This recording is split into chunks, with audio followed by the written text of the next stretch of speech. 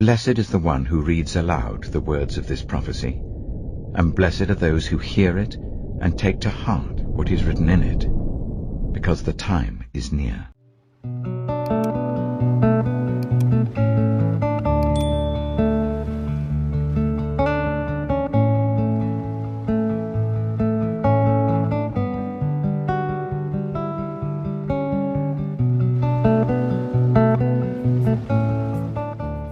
Psalm 125. Those who trust in the Lord are like Mount Zion, which cannot be shaken but endures forever.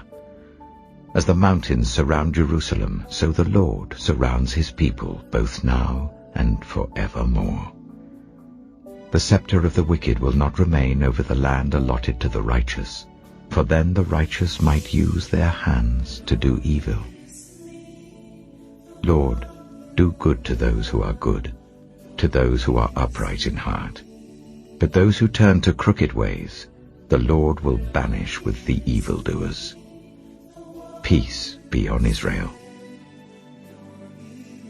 Therefore, since we are surrounded by such a great cloud of witnesses, let us throw off everything that hinders and the sin that so easily entangles, and let us run with perseverance the race marked out for us, fixing our eyes on Jesus, the pioneer and perfecter of faith.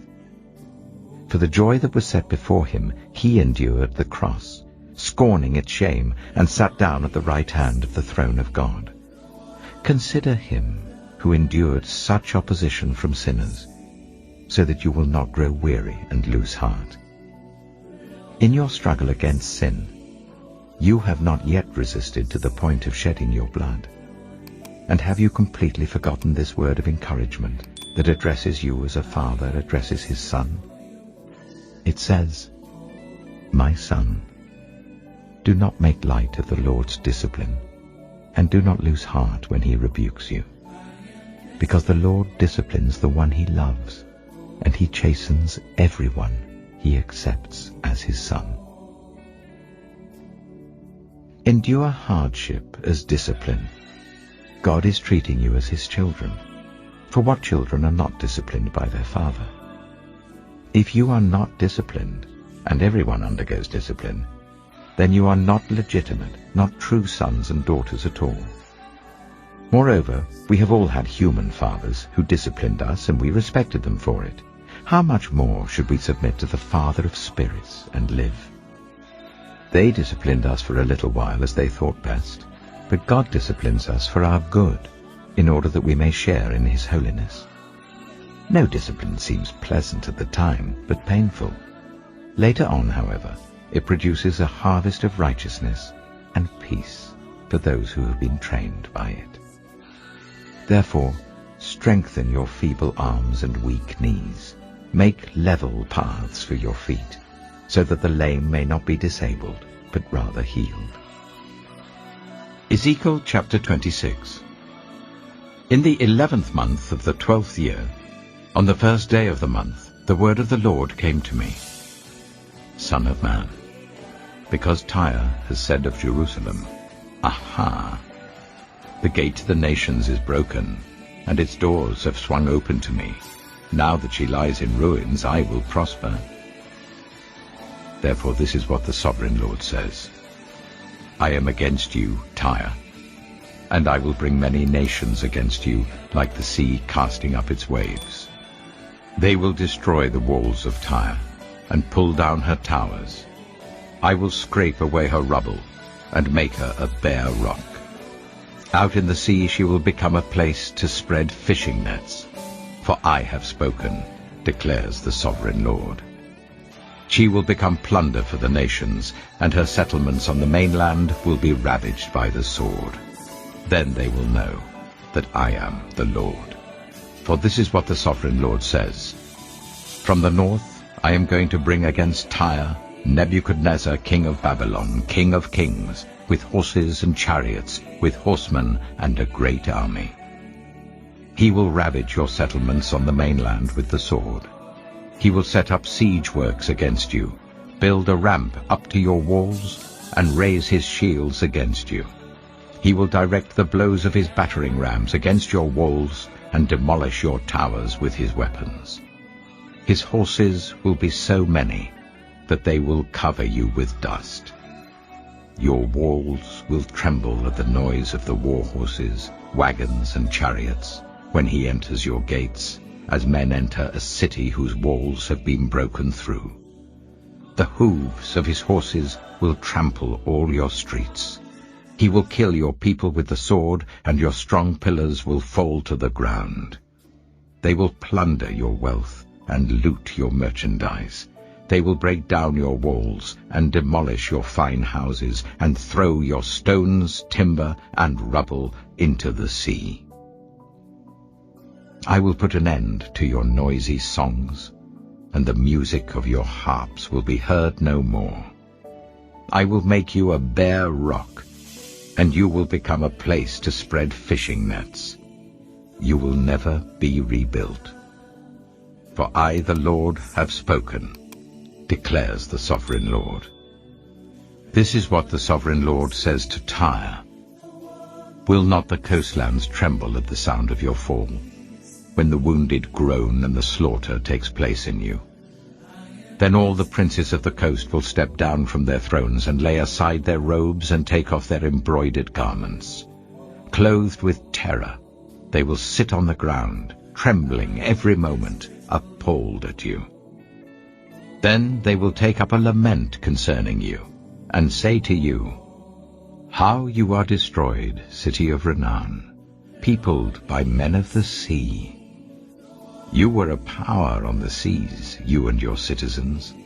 You put your terror on all who lived there. Now the coastlands tremble on the day of your fall. The islands in the sea are terrified at your collapse." This is what the Sovereign Lord says.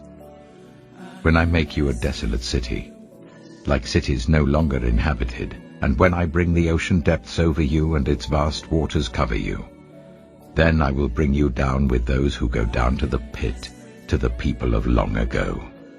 I will make you dwell in the earth below as in ancient ruins, with those who go down to the pit, and you will not return or take your place in the land of the living. I will bring you to a horrible end, and you will be no more. You will be sought, but you will never again be found, declares the Sovereign Lord. Ezekiel chapter 27. The word of the Lord came to me, Son of man, take up a lament concerning Tyre. Say to Tyre, situated at the gateway to the sea, merchant of peoples on many coasts, this is what the Sovereign Lord says. You say, Tyre, I am perfect in beauty. Your domain was on the high seas. Your builders brought your beauty to perfection. They made all your timbers of juniper from Sinir. They took a cedar from Lebanon to make a mast for you. Of oaks from Bashan they made your oars. Of cypress wood from the coasts of Cyprus they made your deck adorned with ivory.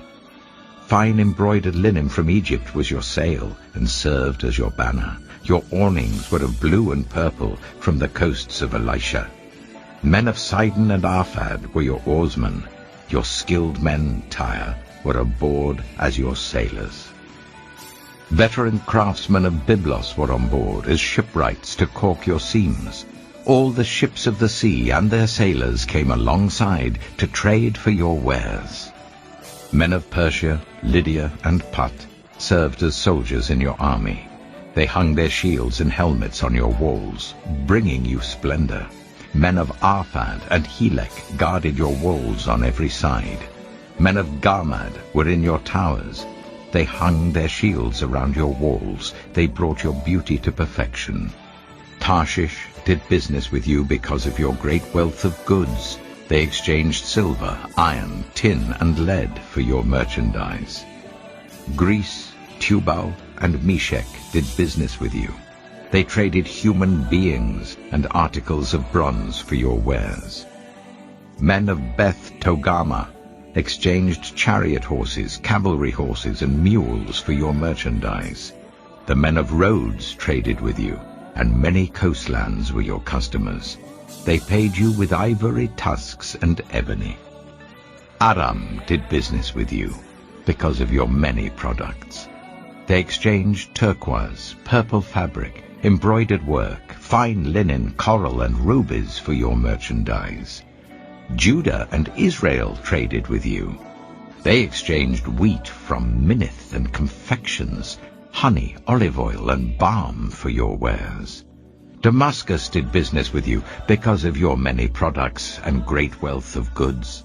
They offered wine from Helbon, wool from Zahar, and casks of wine from Izal in exchange for your wares, wrought iron, cassia, and calamus. Dedan traded in saddle blankets with you.